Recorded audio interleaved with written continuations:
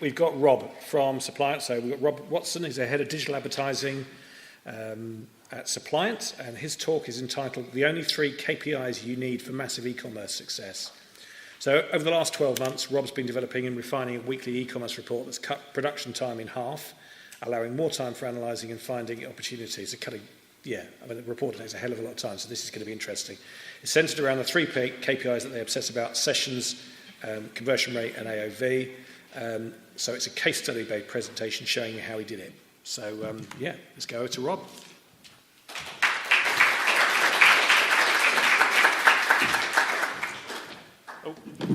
Okay, so look, I just want to start by saying thank you all for sticking around. I know that I'm all that stands between you and lunch, so just want to let you know how grateful I am of that. I'm going to repay your attention by sharing some examples of how we've been able to help clients achieve growth through looking at just 3 KPIs and share a framework that will allow you to do the same. First of all, can I get a show of hands? How many people are retailers or have retail clients? Okay, cool. So for everybody else, there is still a principle here at play that will be of value to you, I hope. So look, why should you listen to me? So I've been in e-commerce since 1999. Jungle.com was the first job that I had out of university where I studied photography. This company stayed, somebody recognised it, brilliant. This company stuck around for a little while after the dot-com bubble burst, but folded in 2002. I then came to work for the company I work for now, Supplyant. So we're a digital marketing agency and development company working primarily with e-commerce clients. So our business coach told me that if I get the chance to present, I should always share something personal about myself. So I wanted you to know that I really like setting challenges for myself, things like running half marathons, going a month without drinking alcohol. My favourite challenge so far, though, was the Star Wars movie marathon that I did with my 2 boys. This was over a year ago. There was only 7 movies at the time, but that in one day is still pretty significant. So, okay, so on to the reason why you're all here. Okay, I'm going to say, first of all, I'm not going to spend the next 20 minutes telling you what these are. Instead, I'm going to make the case for why you should obsess and focus on these, potentially forsaking all other KPIs. The reason for that is that when you combine and multiply these together, you get something that all retailers want more of. Now, with that in mind, we can focus on tactics that specifically allow you to grow each of these metrics individually, with the knowledge that it's going to have a real positive impact on growing revenue. Okay, so when we get the opportunity to pitch for a client, the first thing we'll do is we'll ask for those clients' current sessions, conversion rate, and average order value. And from seeing those numbers, we can get a sense for what we're going to need to do, what tactics we're going to propose, and how we're going to help that client. So in this case, sessions are really low. So the plan that we put forward for this client is going to include ideas such as this, tactics such as this. So this is a list of just a few that we've done recently that we got some results with. It's the smart bidding piece that I'm going to be talking about and running through a case study through in a minute. This client, really low conversion rate. So again, our proposal will be based around tactics like this to improve conversion rate. My case study, I'm going to talk a bit about how we used checkout abandonment and analysing the user journey to find the opportunity. And this client, low average order value. Now, the interesting thing about low average order value is that to a certain extent you're going to be constrained by the value of the product that the client's selling. However, there is still things that you can do. And my case study is going to talk about how we use post-purchase upsells. Okay, right, so first thing I'm going to say, this client doesn't have an issue with sessions. That's a lot of sessions. However, our remit was to work with paid search. So when we take those 3 KPIs and we segment that out by traffic, we can see that really paid search is underperforming. So what we did is we set up smart bidding. This client was, it's all about shopping, so they're using target ROAS as that smart bidding model. So we ran this for a week. We saw fantastic growth on clicks and exceptional growth in revenue. But because of the way that AI works, is that we were able to get an even better improvement on our AdWords profit. The really cool thing about this is what came later, because this is a seasonal product. It's a travel product. So as summer approached, the machine learning in the AI was able to react to that demand in the market, and clicks and revenue went up a lot. So you can test smart bidding on your campaigns if you're using search campaigns. So you can run an A/B split test using AdWords campaign experiments on search. As you can see in these two examples, these are two tests that we're running on clients at the moment. You can't do that on shopping, fortunately, not yet anyway. So there you're left having to do a sort of before and after comparison. Get a quick show of hands. How many people are using smart bidding on their AdWords? Okay, we've got a few. So look, I can happily rant on for ages about that. That's not what I'm here to do, but yeah, message me afterwards. We can definitely talk about that. What I would say is there's three things to consider. You have to plan your test. You have to use the right attribution model, not last click. And you have to avoid pausing your campaigns for a few days, which we did on one of our tests. The AI really doesn't like that. Just don't do it. Okay, conversion rate story. So this is a automotive parts retailer. They sell one specific brand of brake discs and pads.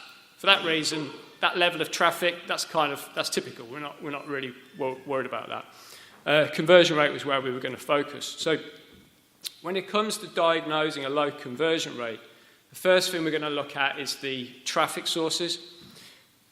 Have we got a low conversion rate? Because we're targeting the wrong people.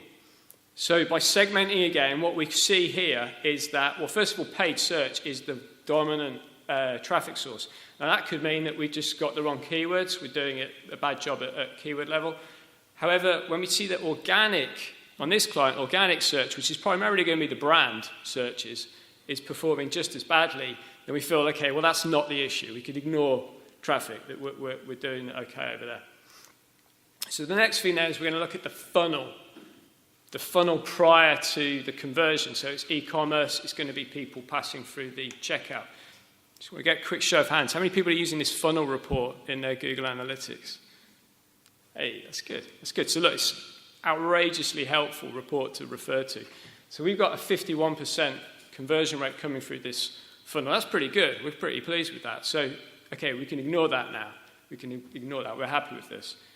So the next thing is to then look at the conversion rate of the main micro goal. Now, for us on e-commerce, that's going to be people adding to basket or visiting the basket. At this level, okay, so what we'd expect to see typically is a conversion rate between maybe 6 and 9%. So when we see this one coming in at 3.3, right, we found our problem. The site is not doing a good enough job of getting people to start their conversion journey. So we worked back, we figured that out. We've got, it's not about traffic, it's not about the funnel, it's the user engagement with the site. So there's a few reasons why that might be, a few reasons why the site might not be persuasive enough. What we did though here is we wanted to understand what it was specific about automotive parts that people needed to see to persuade them that they should continue with their purchase. So this is how the site used to look when it had the low conversion rate. So just to give you some context, you'd come to the landing page, you'd be presented with a series of drop-down options where you'd pick your vehicle, you pick your manufacturer, your model, your year, and then you come to a result page like this. So this, it presents the vehicle at the top. This is a motorbike. And then underneath that is the parts that will fit that specific bike. So to help come up with a solution, we looked at the competition, what they're doing. We spoke to the client to find out, to quiz them, what do people need, what questions are they asking, and we designed a solution. So what you can see here on our solution is that, again, at the top is the vehicle that somebody selected, but it's now presented as a series of drop-down options. what's useful about this is that if somebody perhaps selected the wrong turbo, or maybe they wanted to adjust one of these things, they can do that from this page, whereas previously they had to go all the way back to the beginning and start that whole process again. The filters have been moved over to the left-hand side, which is traditionally where people would expect to see them now. There's been a couple of aesthetic changes to make the whole page a little bit easier to read, a little bit easier to work with. The key is the fact that the information that people need to see to understand that this part's going to fit their car is presented clearly in two tables smack bang in the middle of that result. So we ran this, made this live, and that was the result. Conversion rate went from 1.3 to 2.1. Okay, so average order value story. So this is a relatively niche retailer. They're only going for just over a year. So we're pleased with this level of sessions. This looks good. Conversion rate, very healthy. Average order value, that's what we want to work on. So what we tested was post-purchase upsells. So for those that don't know, a post-purchase upsell is an upsell that's presented to the customer after the payment for the first item has been secured. So we use a tool called One-Click Upsell. It's a Shopify app. Our clients on Shopify. There are solutions for other platforms. This is from their marketing. Their example is a makeup brand. Now, our client is also selling a consumable product. And this tactic seems to work really well with consumables, where you can offer the same item that they've just bought, like an extra bottle, for like a 25% discount. That seems to work really well. Now, what we saw was that the customers that we were presenting this upsell opportunity to, 20% of those people were taking us up on that offer.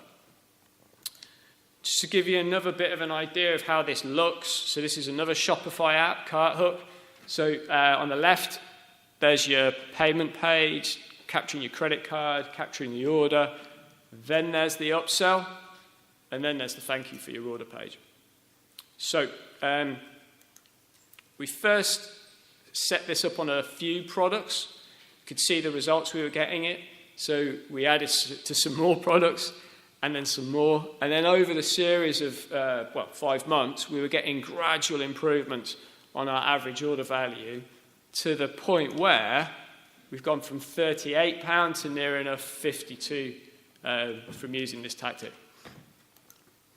Okay, right, so the benefit of focusing on just 3 KPIs is it allows you to create this really simple, compelling weekly report. So I built this in Data Studio. What you can see is I've taken those 3 KPIs and I've broken them out by time and weeks, and then by different traffic sources. So quick show of hands. Who's using Data Studio? Okay, great. So this is connected to the AdWords, the Analytics demo account, which is apparently connected to the Google official merchandise store. So what we can see here, that top table, the weekly KPIs, we can see that on over the last 4 weeks, very little change in sessions and conversion rate. Average order value, we're seeing this trend, this ongoing increase in average order value. That's quite interesting. That could be worth investigating. Maybe there's some new products that have come on the site that could be influencing that.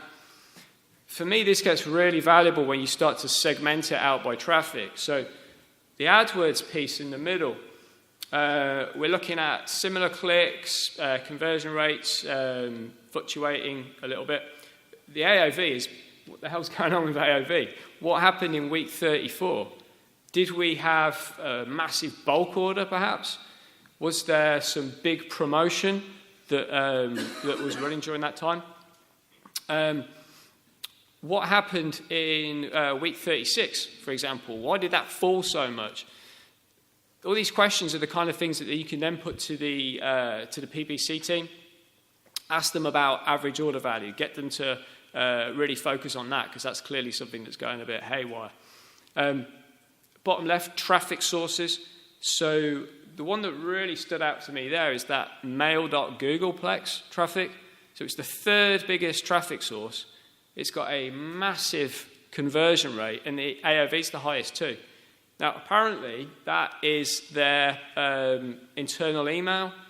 So what are they saying to people through that internal email that is getting that level of conversion? What offers are they doing? What promotions are they doing? Could they take some of those promotions, some of that learning, and apply it to your organic traffic? If you did that, to get a small improvement on that organic traffic, with that level of sessions, it's going to have a real positive impact on your revenue. The other one that stood out as interesting is the sites.google. What were you doing so badly to that 3,000 people that they had such a terrible experience with that conversion rate? You spent $1,000 on AdWords to get 3,000 people to the website. Would it be worthwhile investing some of that or that $1,000 in a CRO program to try and improve the conversion rate of sites.google? Final point, it is incredibly important to have a view of your top selling products. That's what you see on that table on the right. You should be obsessed about the products that are making you the most revenue. So, as an example, you look at that list there, seeing all those Google products, except for one YouTube product, right at the top, with double the revenue of the number 2 product. Now, if this was your client and you saw that report, do you think it's worth recommending to them that perhaps they should expand on their range of YouTube products? So I've made this report available, this template, this Data Studio template. If you want to just grab that and pull in your own data, see how it looks, just message me. Best way to do that would be on LinkedIn, or that's me on Twitter, and that's my email address. And thank you very much.